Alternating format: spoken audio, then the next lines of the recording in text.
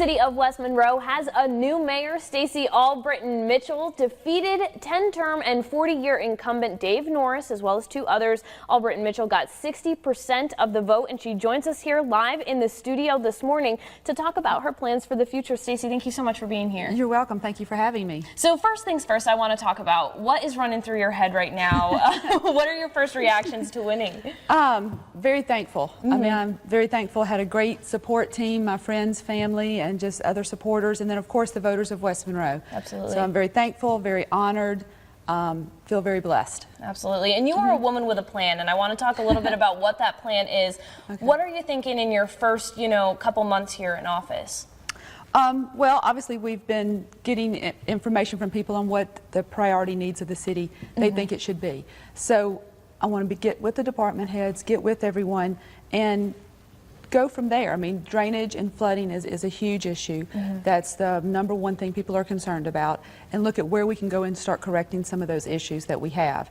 Also, open door policy, being transparent. Okay. I want to encourage people to come to city council meetings, to come be part of the process. And that transparent thing, that was something that was huge in your campaign. Yes. Why is that so important to you?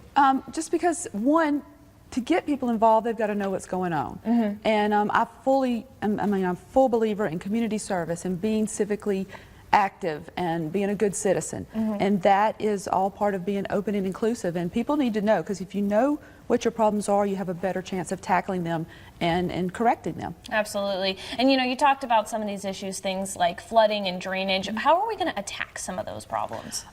Well, for instance, in the Highland Park neighborhood, where there's some homes that still flood, we can utilize part of the golf course property to address those issues. Very beginning stages of it, but it can be done.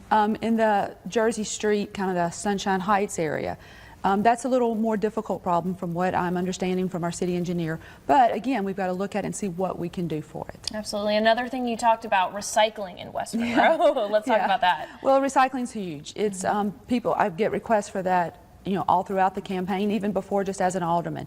And here, with our landfills being so close, recycling is expensive, but it's something that we want. It's something that we need to look into. It may be just that we have a recycling site in West Monroe, like a collection site to start with before we can go further, but we need to make a start and work towards that.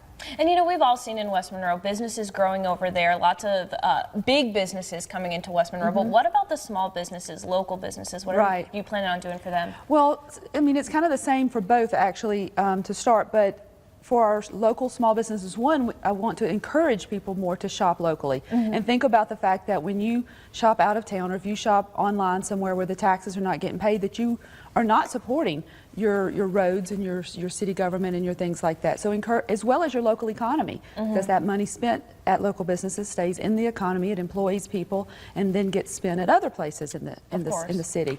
But our infrastructure, obviously, keeping our roads clean, and safe and well maintained, not having crumbling sidewalks, having a clean, attractive place, but making it a good business climate where people want to come be.